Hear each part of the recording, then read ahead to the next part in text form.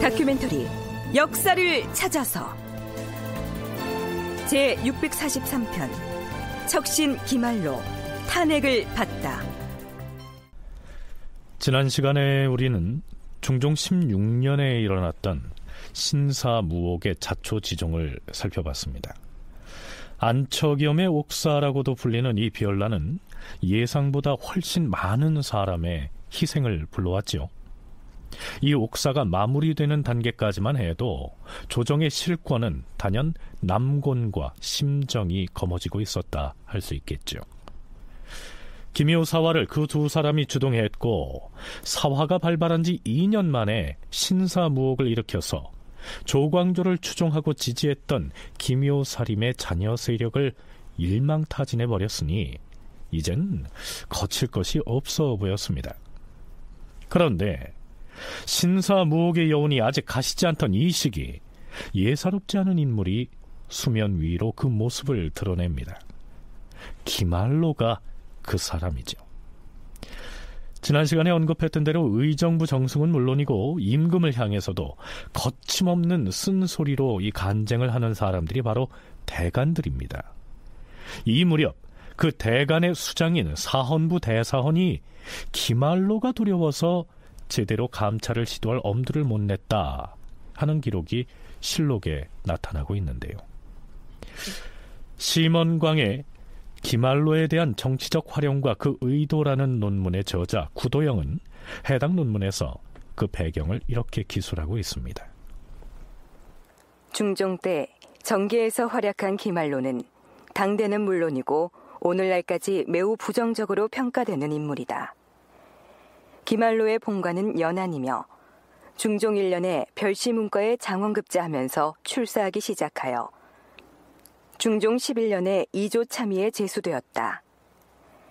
그리고 중종 16년에 기말로의 아들 기미가 장경왕후의 첫 번째 여식인 효혜공주와 혼인함으로써 왕실과 연결되었으며, 장경왕후가 동궁을 낳고 곧바로 죽었기 때문에 기말로와 왕실과의 관계는 더욱 긴밀할 수밖에 없었다.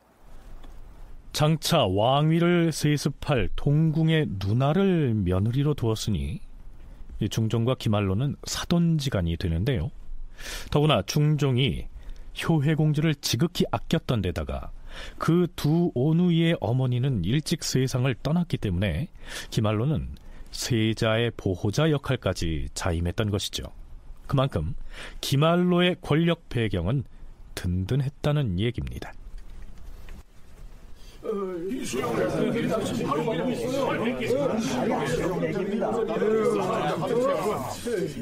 지방 수령의 가렴 주군은 어제 오늘의 일이 아니옵니다.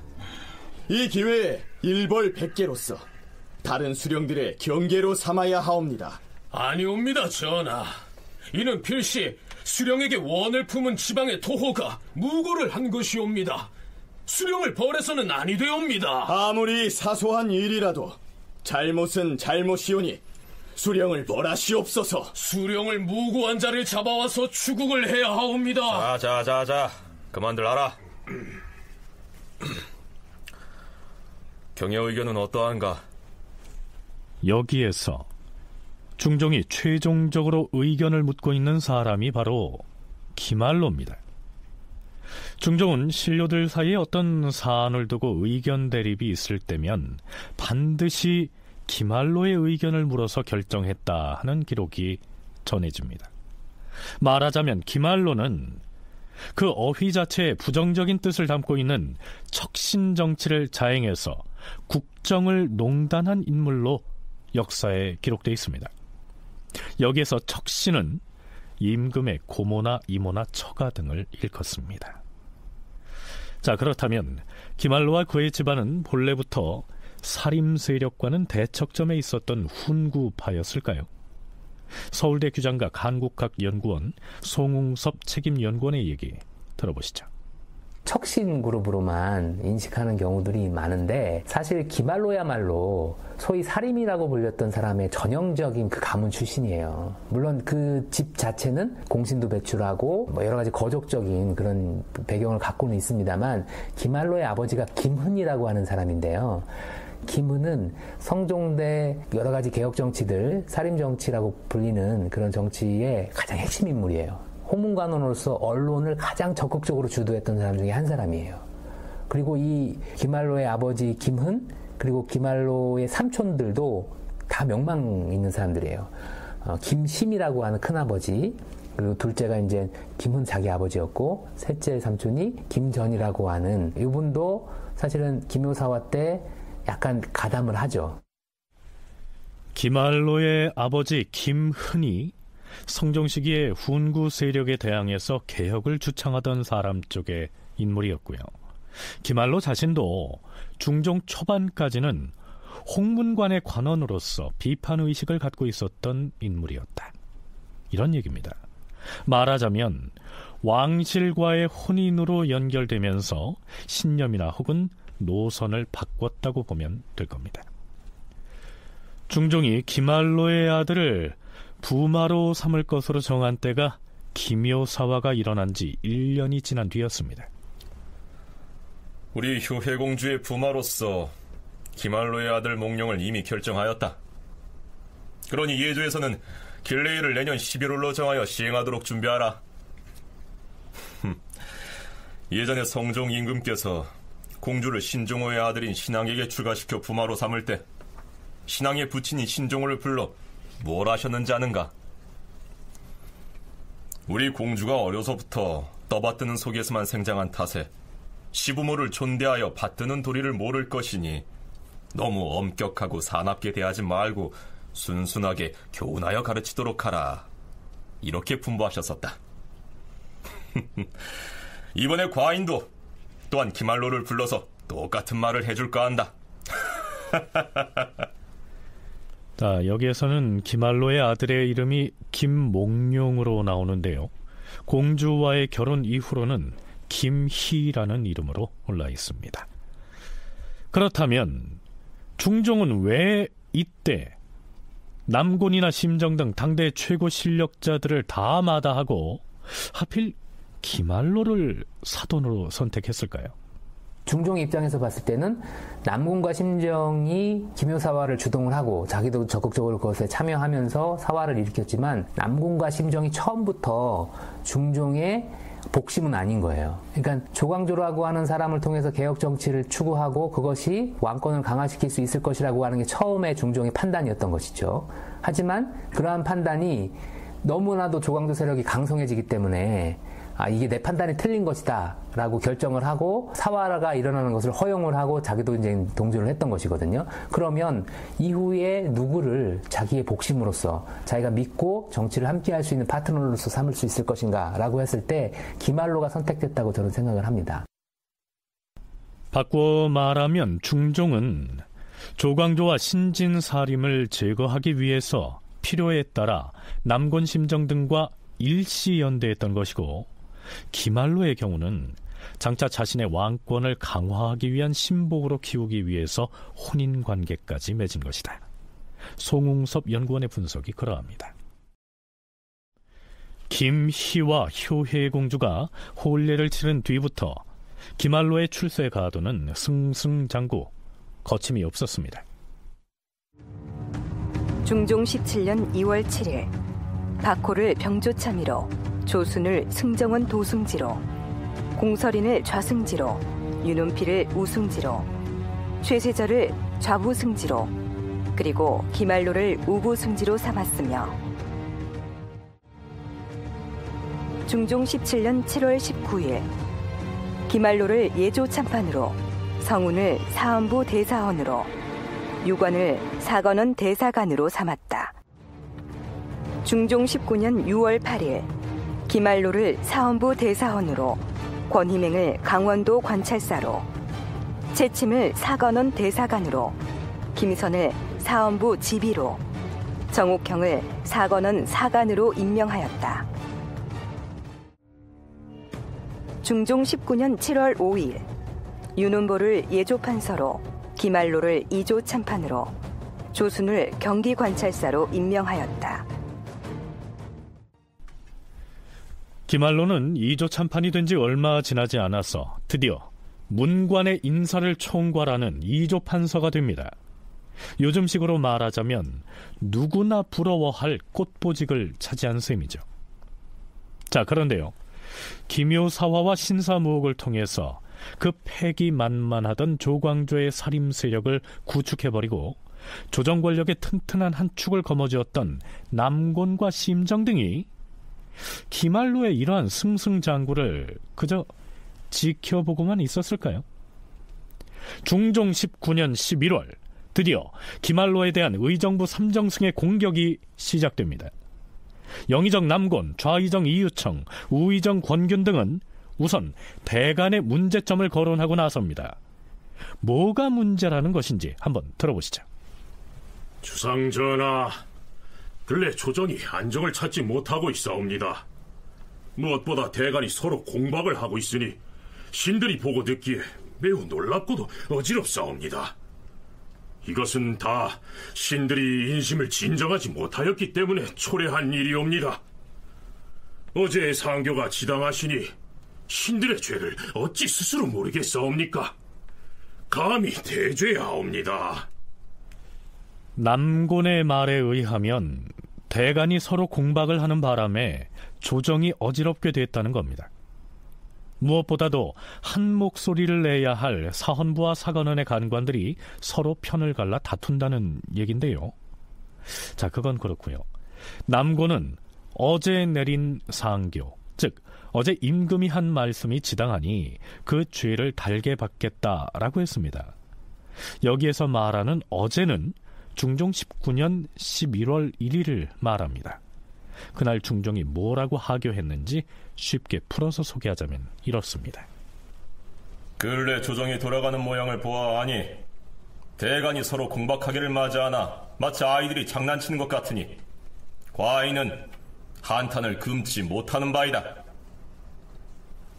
이런 일이 왜 생겼겠는가? 대신이 팔짱 끼고 물러나 앉아 일이 돌아가는 것을 그저 관망만 한 채 시비를 가리려고 하지 않았기 때문에 그러한 것이다. 이 패단은 지금에만 있는 것이 아니다. 지난 을해년 즈음에도 이와 같이 대간이 서로 공박하여 어지러웠던 일이 있었는데 그때 대신이 관망하고 시비를 가리지 않았기 때문에 마침내 일이 글러지게 되었던 것이야. 지금의 실정을 보면 승정원의 잘못에 대하여 사헌부가 추고를 하는데 여기에 사관원이 나서서 승정원의 잘못을 논하지 않고 같은 대간이 사헌부를 공박하고 있으니 이것은 심히 잘못된 일이다.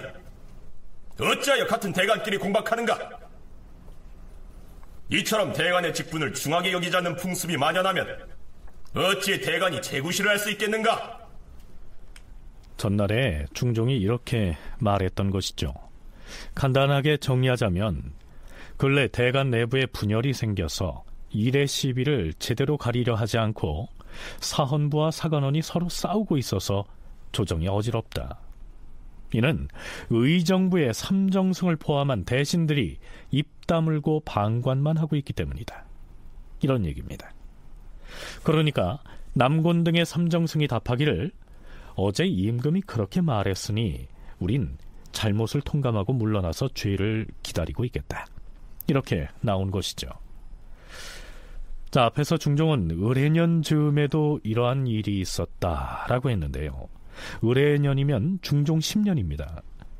폐비 신씨의 복위를 주장하는 김정과 박상의 구원 상소를 두고 대간이 나서서 그들을 처벌하라 이렇게 탄핵했었는데요.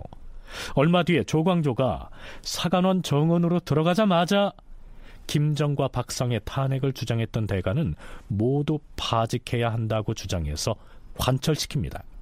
그 사건을 거론하고 있는 것이죠. 자, 이후로 이어지는 중종과 대신들의 대화 계속 들어보시죠. 근래 대간이 서로 공박하는 소동을 벌이는 바람에 너댓 번이나 간관을 교체하는 사태가 빚어졌다. 대간이 시시비비를 공정하게 하였다면 어찌 이렇게 되었겠는가? 요즘 대간은 거의 모든 사안에서 이런 실정을 노정한다. 영상은 정승으로서 할 말이 있으면 한번 해보라. 전하, 요사이 대간 내부에서 시비가 어지러워 서로 공박을 하는 사태를 당하여 전하께서 신들에게 사과를 보내어 묻기도 하시고 이렇게 신들을 직접 불러 묻기도 하시니 어찌 제 몸을 걱정하여 모든 것을 사실대로 아뢰지 않겠사옵니까? 지금 대간에서 서로 다른 논의가 어지러이 마구 일어나고 시시비비가 가려지지 아니한 데에는 반드시 까닭이 있사옵니다. 문제는 사헌부 대사원을 거쳐 지금은 이조판서가 된 기말로 때문이옵니다. 뭐라? 그간 대간에서 일어난 일들이 기말로 때문이라 하였는가? 그렇사옵니다, 전하. 이조판서 기말로는 본디 체조와 학문이 있고 또 청렴결백하다는 평판도 있었사오나 사람 됨됨이가 분란을 일으키기를 좋아하는 자이옵니다. 또한 기말로는 집안에서도 행실이 아름답지 않았으므로 젊은 무리가 그를 비난하고 배척하였사옵니다. 하오나 근자에 와서는 그의 벼슬이 육경의 반열에 올라 있으므로 붙조차 따르는 자들이 없지 않사옵니다. 기말로는 어떤 의논이 나올 때마다 조정과 뜻을 달리하는데 시류를 쫓는 사람들이 다 그를 따르므로 이들과 서로 의지하여 붕산하는 배단이 여기서부터 나오거니와. 자, 영의정 남곤이 드디어 기말로를 공격하고 나섭니다. 분란 일으키기를 좋아하는 기말로가 그를 따르는 자들과 붕선하는 폐단이 있다 라고 했는데요. 여기에서 붕선은 끼리끼리 붕당을 만들어서 선동한다, 이런 의미입니다. 붕당을 지으려고 세력을 모으는 붕비와도 같은 뜻입니다. 김효사화 때 조광조를 잡아들일 때에도 붕당 관련 혐의를 씌우지 않았습니까? 자, 그렇다면 남곤 등은 이 시점에 왜 기말로를 겨냥해서 붕선 운운하면서 공격하고 나서는 것일까요? 경희대 한춘순 교수의 얘기 들어보시죠. 남곤과 심정 등에게 기말로의 그 정치적 성장은 굉장히 위협적인 일이 됐죠. 그래서 그를 제거하러 나선 거예요. 근데 제거하려면 적어도 명분이 있어야 되지 않겠습니까? 그래서 그들은 기말로가 붕당을 만들어서 국가를 어지럽혔다라는 명분을 내세우는 한편으로 당시 인사부정을 저질렀던 이조판서를 논핵하라고 대사관에게 얘기를 했는데 대사관이 기말로의 그 얘기를 거절한 거예요. 그랬더니 기말로가 자신을 잘 따르던 홍문관 부재학이었던 민수천으로 하여금 탄핵을 하게 해서 대사관을 파직시킵니다. 그리고 얼마 뒤에는 이조판서까지 탄핵을 해서 그 이조판서가 물러간 자리에 자신이 이조판서가 되었다는, 즉 언관을 조정해서 자기 뜻을 이루려 하였다는 것 등으로 치죄할 것을 청해서 그의 정치적인 성장을 막으려고 했어요. 자, 기말로에 대한 대신들의 공격이 매서워집니다. 사사롭게는 사돈지간이고 세자의 보호자 역할을 하고 있는 기말로에 대해서 남곤이라고 하는 실세 영의정이 공격의 화살을 겨누고 나섰으니 이때 중종의 처지는 참 난감했겠죠. 기말로에 대한 대신의 공격은 다음 날에도 이어집니다. 그런데 앞에서 남곤이 한 발언 중에 기말로는 본디 집안에서 행실이 아름답지 않았으므로 젊은 무리가 그를 비난하고 배척한다, 이런 내용이 나왔는데요. 기말로의 성정이나 인간됨을 부정적으로 묘사한 기록들은 여기저기에서 나타납니다.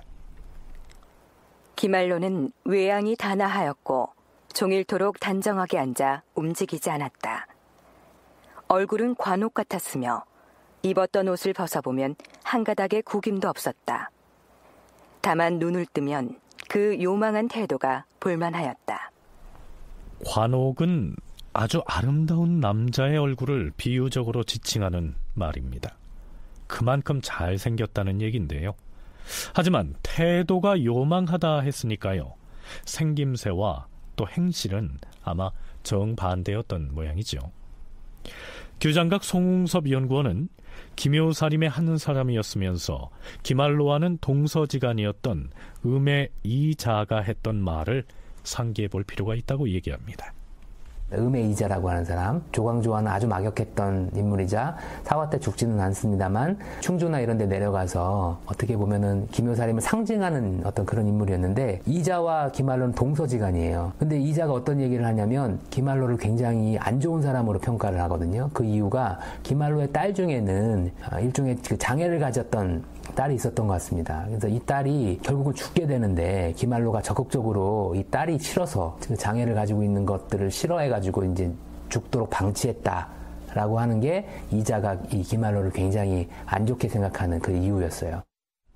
자, 그럼 대신들의 기말로에 대한 탄핵 공세가 어떻게 이어지는지 살펴볼까요? 전하, 좌의정 이유청이하려옵니다. 사간원이나 사헌부의 간관이 무슨 말을 하려고 하여도 그것이 받아들여지지 않으면 제 몸에 화를 입을 것을 두려워하여 감히 입을 열지 못하는 것이온데, 이걸 두고 전하께서는 대간에서 시비가 정해지지 않는다고 하시옵니다. 무엇 때문에 그러하겠사옵니까? 이것은 작은 일이 아니오니 일찍이 그 근원을 막지 않으면 아마도 마침내 큰 화가 될 것이옵니다. 대간에서 이런저런 분란이 생긴 데에는 그 뿌리가 있으므로 이것을 막지 않으면 만류의 폐단을 구제하기 어려울 것이옵니다. 우의정 권균이 아뢰옵니다. 사람들은 기말로를 매우 두려워하므로 설령 대간일지라도 감히 기말로를 이기지 못하옵니다.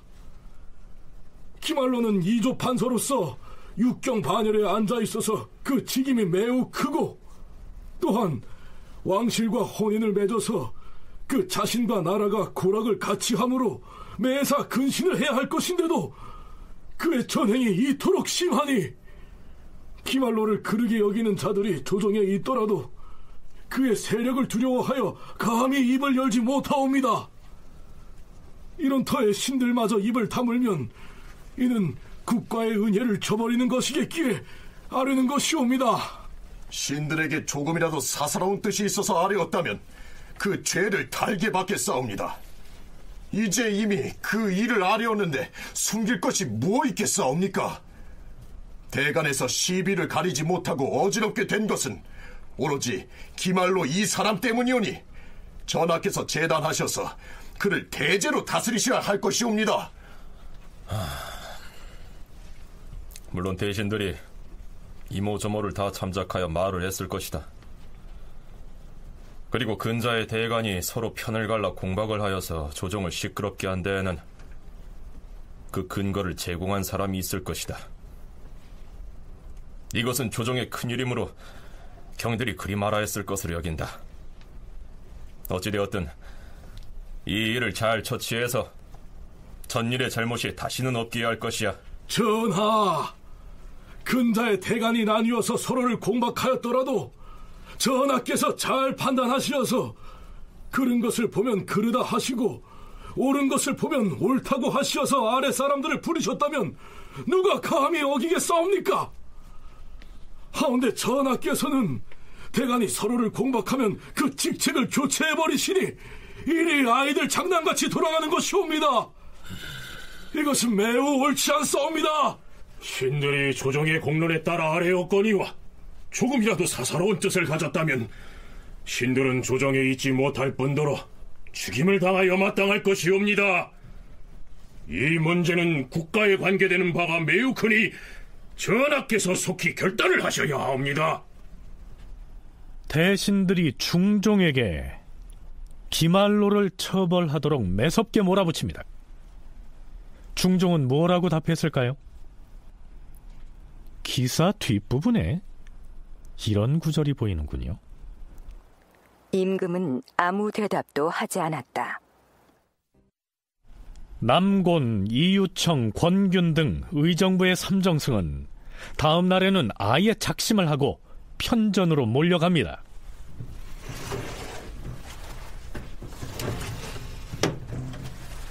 전하, 대신들이 뵙기를 청하옵니다.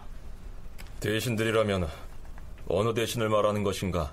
의정부 삼정승이 승정원에 와서 전하를 아련하겠다며 대기 중이옵니다. 의정부 정승들이라면 어제 하고 싶은 얘기들을 다 하고 갔거늘 또 무슨 일로? 그럼 뭐 들라하라. 예, 전하. 들라는 분부이십니다.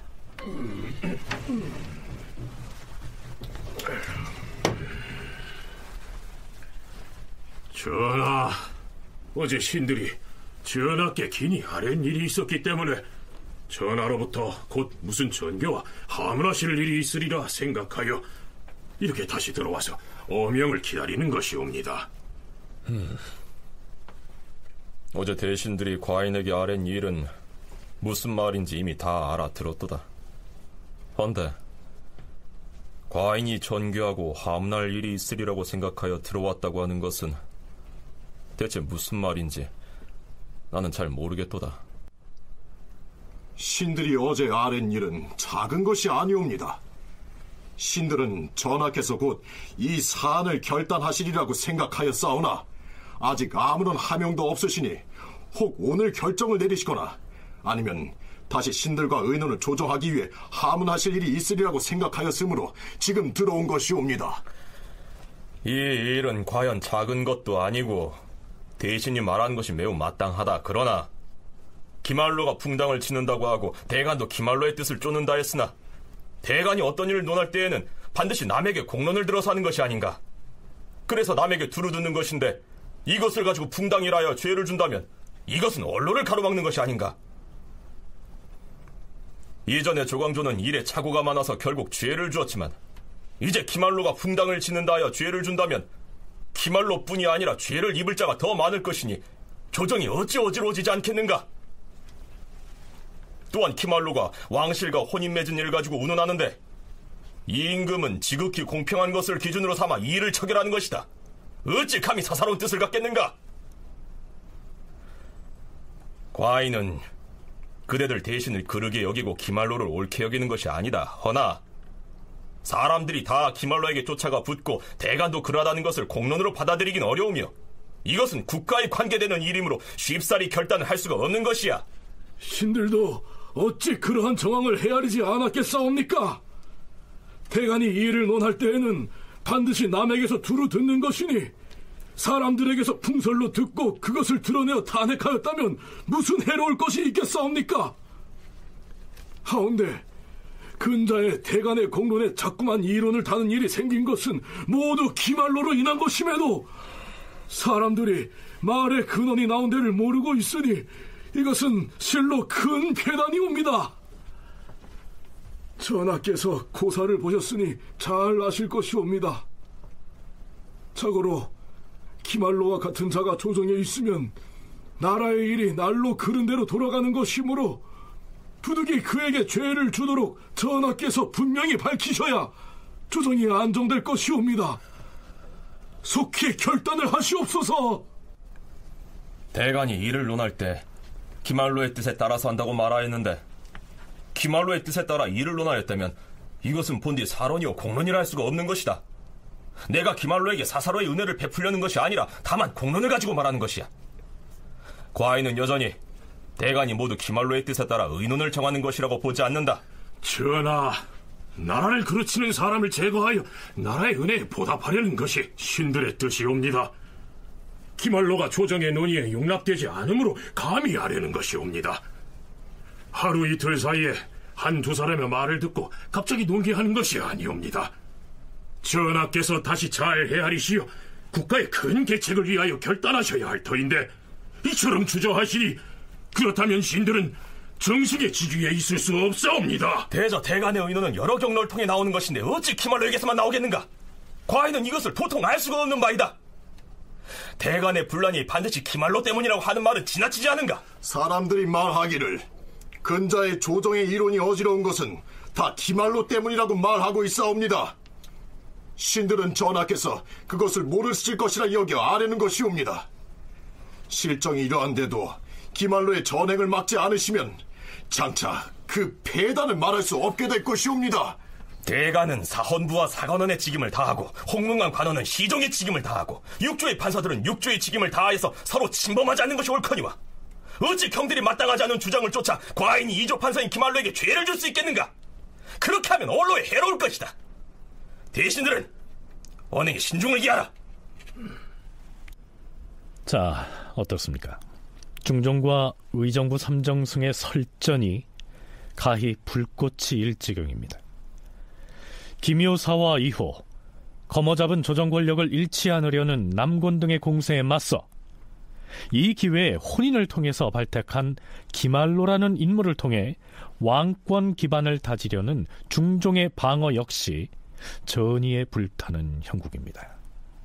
자, 그렇다면 남곤 등의 대신 그룹은 그쯤에서 물러났을까요? 그럴 수 없었겠죠. 송웅섭 연구원의 얘기입니다. 기말로는 당시 명망 있는 사람들과 아주 이렇게 친분이 있는 사람이었지만 그럼에도 불구하고 그 심사가 옳지 못한 사람이었기 때문에 남곤 심정의 입장에서 봤을 때는 견제의 대상이 될 수밖에 없는 것이죠.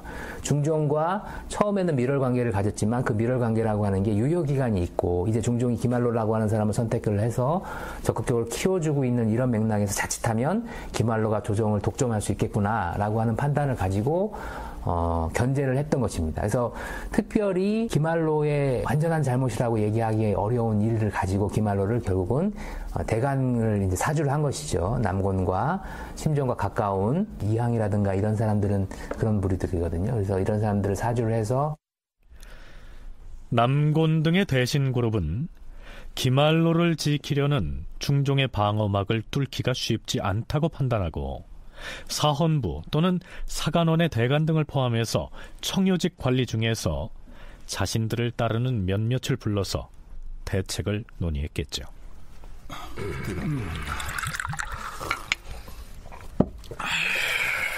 이 기회에 무슨 수를 써서라도 기말로를 쳐내야 하는데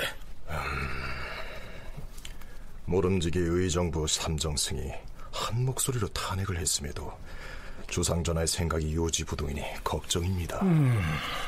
기말로의 아들이 부마인데 그의 아비를 내치자는 주장을 전하께서 쉬이 받아들일 수는 없겠지요. 우리가 기말로의 잘못을 논할 때 뚜렷한 죄목을 적시하지 아니하고 붕선이니 붕당이니 하는 애매한 혐의만을 나열해서는 안 될 것이에요. 꼼짝 못할 구체적인 죄목을 들이밀어야 합니다. 그런 일은 젊은 자네들이 좀 해줬으면 좋겠는데. 알겠습니다. 당장 의견을 같이 하는 대간이나 경영관 혹은 사관을 불러 모아서 대책을 의논한 다음 내일 경연에서 전하께 기말로에 대한 탄핵 공세를 펼치겠습니다. 그럼 자네들을 믿겠네. 자, 그럼 이만 일어납시다. 합시다.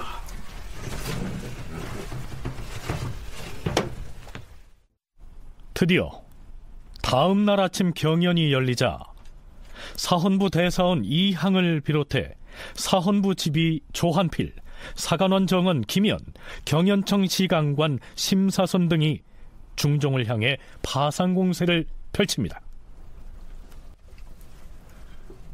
기말로는 거느린 식솔이 매우 많은 탓에 관부 이곳저곳에 청탁한 사례가 허다하옵니다.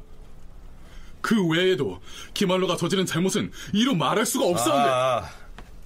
기말로가 무슨 잘못을 했다는 것인지 그 실상을 한번 말해보라. 기말로는 자신의 아들 김희가 부리는 종이 남의 첩을 강간한 사실이 명백히 드러났는데도 사헌부 관리에게 청탁을 하여 결국 죄를 다스리지 못하게 하였사옵니다. 또한 대간의 내부를 동요시켜서 성운과 김극성이 대간의 직에서 쫓겨나게 한 것도 다 이 사람이 한 짓이옵니다. 그러므로 사람들이 몰려다니면서 기말로를 붙쫓고 감히 그의 말을 어기지 못하옵니다. 그들 중에는 기말로의 위세를 두려워하여 추종하는 자도 있고 혹은 속아서 따르는 자도 있어옵니다. 신들이 굳이 기말로를 귀양 보내라고 청하는 까닭은 이 사람이 왕실과 혼인을 맺었고 세력도 있으므로 조금이라도 그 뜻대로 하지 않는 자가 있으면 반드시 해를 당하는 실정이니 조정에 있게 하면 나라의 일이 크게 어그러질 것이기 때문이옵니다. 이런 간사한 사람에게는 징계를 내려야 국가가 편안할 것이옵니다. 전하, 기말로는 젊어서부터 문장에 능하였으므로 당시에는 따르는 사람들이 많았으나 속으로 음험하고 각박한 마음을 품고서 사감으로 남을 곧잘 중상하여 싸웁니다.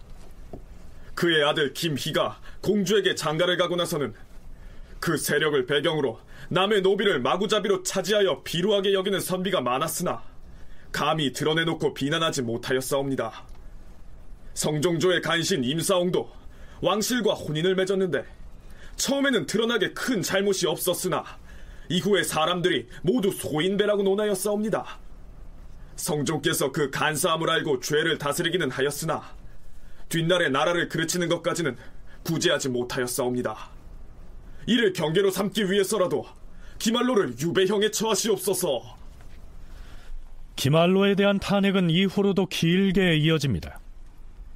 대간의 탄핵 상언은 갈수록 그 강도가 격해져서 기말로가 이조 판서로서 인사를 전행할 때 아무개는 전하가 좋아하는 인물이니 서용하고 아무개는 전하가 싫어하니까 인물됨이 출중해도 쓸 수가 없다, 이런 말을 했다는 소문이 나돈다면서 중종을 직접 겨냥하기도 합니다. 거기에 더해서 원로 대신인 정광필마저 이렇게 거들고 나서죠. 전하, 기말로에 관한 일에 대해서는 비록 그의 아들이 부마라 할지라도 다른 사람보다 더 특별하게 생각하지는 마셔야 하옵니다. 우리나라에 글 잘하는 사람이 드문데 기말로는 알아주는 문장이니 의정부의 삼정승인들 어찌 아까워하지 않겠으며 왕실에서 그를 어렵게 여기는 뜻을 어찌 헤아리지 않겠사옵니까? 하오나 어쩔 수 없이 종묘사직을 위하여 아랜 것이니 전하께서는 결단하시옵소서. 그럼에도 불구하고 중종이 마음을 돌리려 하지 않자 사헌부와 사관원의 간관들이 합사해서 사직서를 내던지면서 탄핵의 목소리를 더욱 높여갑니다.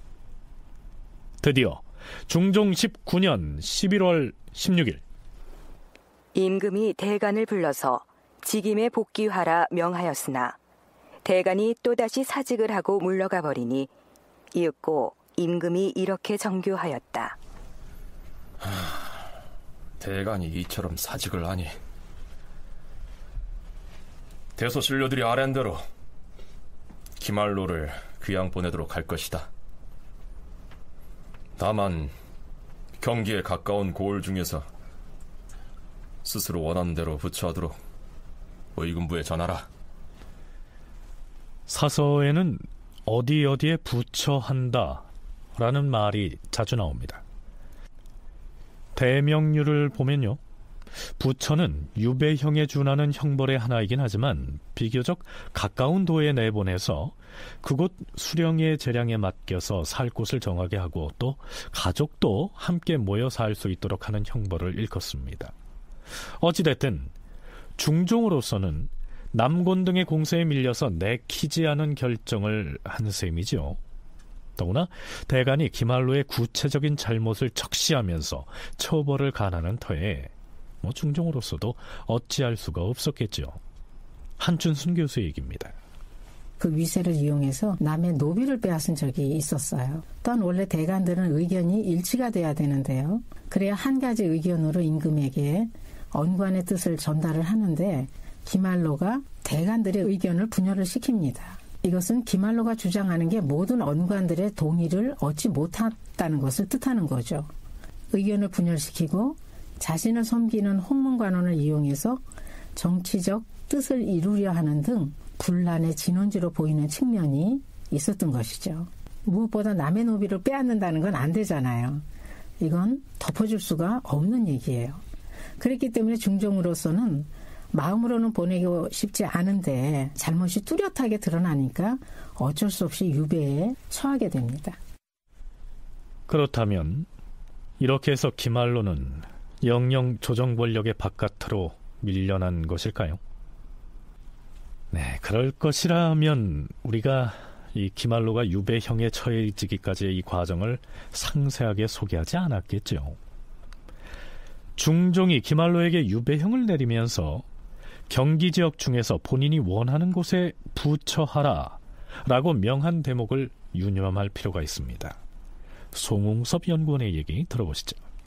기말로가 어느 정도 성장을 해서 자기 옆에서 자기를 보필을 해줘야 되는 그런 인물로 국혼을 맺어서 기미의 아버지니까 인종을 보호한다라고 하는 명분도 가질 수 있고, 또 기말로가 가지고 있는 여러 인맥들을 활용을 하면서 나름대로의 안전한 국정 운영을 의도를 했던 게 중종인데, 남곤 심정에게 이제 견제당해서 쫓겨나게 되니까 처음엔 허락을 해주지 않으려고 했고, 하지만 대간까지 강력하게 동원이 되어서 압박을 하는 이 상황을 중종의 입장에서는 남곤 심정이라고 하는 이 존재들을 무시할 수가 없는 상황이었기 때문에 일단은 그들의 의중을 이제 수용을 하고, 그래서 기말로를 이제 조정에서 벗어나게 하는, 조정에서 이제 쫓아내게 하는 그런 모습을 취합니다만, 어쨌든 언제라도 재기가 가능할 수 있는 그런 상태로 만들어 놓는 것이죠. 중종은 기말로를 일단 한양도성과 가까운 곳에 머물게 함으로써 소나기를 피하게 한 다음 사정을 봐서 다시 불러다 오른팔로 쓰려고 했다. 이러한 분석입니다. 하지만 중종이 이러한 속셈을 당대의 실권자였던 남곤과 심정 등이 모를 리가 없었겠죠. 기말로가 자신이 부처될 곳으로 경기 지역 중에서 파주를 선택한 모양인데요. 그러자 대간이 불이 나게 항의합니다. 전하, 기말로는 죄가 무거운데 이제 듣건대 파주에 부처한다니, 이것은 전하께서 공론을 온전히 받아들이시는 게 아니옵니다. 임금이 소인배를 처치하는 것이 이러해서는 아니되옵니다. 모름지기 저 먼 곳으로 귀양 보내시어서 공론을 따르시옵소서. 이거 참 윤호하지 아니할 것이다. 그러자 다음날 대간이 또 차자를 올려 기말로를 멀리 귀양 보낼 것을 명하였다. 옛날의 성군들은 관용을 좋아하고 자애로워서 쉽사리 사람을 끊지는 않았사오나, 소인배를 처치하는 데 있어서는 털끝만큼도 용서하지 않고 매우 엄격하게 다스리고 막아싸웁니다. 기말로의 죄는 율문을 살펴서 엄격히 형벌을 정한다면 멀리 벽지로 귀양 보내어도 부족하온데, 부처하는 곳이 서울과 매우 가까워서 하루 안에 다녀올 수 있는 지역이니 이것이 어찌 중죄인이 귀양 갈 곳이겠사옵니까? 전하, 성종조의 임사홍도 기말로와 마찬가지로 공주의 시아버지였사옵니다. 임사홍은 비록 소인배였을지라도 기말로처럼 임금의 말을 사칭하여 전파한 죄는 없었사오나, 성종께서 우환을 염려하시어서 공론에 따라 멀리 의주로 귀양 보내셨기 때문에 임사홍은 끝내 성종의 재위 기간에는 조정에 화를 끼치지 못하였사옵니다. 바라건대 전하께서도 성종의 마음을 거울로 삼아서 사사로운 정을 끊고 기말로를 멀리 귀양 보내시옵소서. 한번 유배지를 정한 터에 다시 고칠 수는 없다. 그러나 대간이 또다시 기말로의 죄를 논하니 임금은 하는 수 없이 정 그렇다면 도중에 밤잠을 자고 갈 만한 곳으로 옮기라 라고 명하여 드디어 풍덕군으로 귀양 보냈다. 네, 처음에 파주로 보내려고 하자 하루에 다녀올 수 있는 가까운 곳이어서 안 된다고 하자 중종은 그렇다면 도중에 밤잠을 자고 갈 만한 곳으로 정하라, 이렇게 명하지요. 쉽게 말해서 1박 2일 만에 갈 수 있는 거리로 보내라 하는 얘기입니다.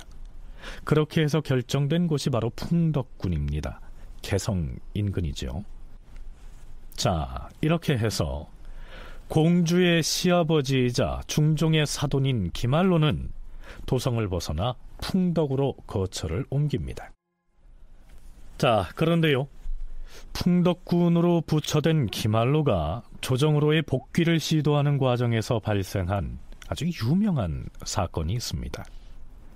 역사학자 김우기가 자신의 저서 조선전기 척신정치연구에서 기술한 내용의 한 대목을 소개하기로 하죠. 김유사와 직후 남곤, 심정, 홍경주 등을 중심으로 하는 훈구 대신들은 기묘사림의 정치적 기반의 해체라는 원칙하에 전국을 운영하였다. 이 시기에 기말로는 장경황후 소생인 효혜공주를 며느리로 맞이함으로써 왕실과 연결되었고, 당시 문정왕후와 경빈박씨의 존재 등으로 고단한 처지였던 동궁의 보호자를 자처하면서 두각을 나타나기도 하였으나 그의 체제 강화를 꺼린 훈구 대신의 반격으로 일시 정계에서 축출되었다. 그러나 그는 중종 22년에 발생한 작서의 변을 계기로 정계에 재등장하게 되었다. 자, 귀양간 기말로가 다시 조정에 복귀할 계기로 삼았던 사건이 바로 작서의 변이었다는 얘기입니다. 여기서 작은 불사르다, 불에 태우다라는 뜻을 지닌 글자고요. 서는 쥐서자입니다. 한국학중앙연구원에서 발간한 민족문화 대백과 사전에서 풀이해 놓은 사건 개요의 앞부분을 인용하면 이렇습니다. 중종 22년인 1527년 2월 26일 쥐를 잡아서 사지와 꼬리를 자르고 입과 귀와 눈을 불로 지진 다음 동궁의 북쪽들에 있던 은행나무에 걸어놓고 생나무 조각으로 방설을 만들어 걸어두었다. 이때 동궁은 세자궁에 거처하였다. 그런데 그는 돼지해, 즉 해년에 태어났고 그 전날인 2월 25일이 생일인데다가 쥐도 돼지와 생김이 비슷하므로 당시 조정의 대소신료들은 그것이 동궁을 저주한 것이라 하였다. 이것이 그 유명한 작서의 변입니다. 이 사건에는 귀양가 있던 기말로, 나중에 인종이 되는 세자, 왕자를 출생하지 못했지만은 중전 자리를 차지하고 있던 문정왕후, 또 후궁으로서 누구보다 중종의 총애를 받고 있었으며 또한 장자인 복성군의 어머니이기도 했던 경빈 박씨 등이 아주 복잡하게 얽혀 있습니다. TV 사극 드라마로 수차 방영된 바 있어서 한두 번쯤 들어보기는 했을 텐데요.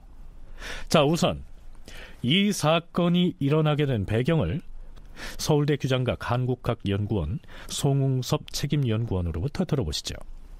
중종 초에 신씨가 같이 즉위를 했잖아요. 그러다가 이제 폐위가 됐고, 그 다음에 즉위한 여성이 바로 이 장경왕후인데, 장경왕후는 이미 그 당시에, 그때는 왕후가 아니었고 후궁이었던 것이죠. 후궁으로 들어와 있는데 왕비가 된 거예요. 신씨가 쫓겨난 다음에.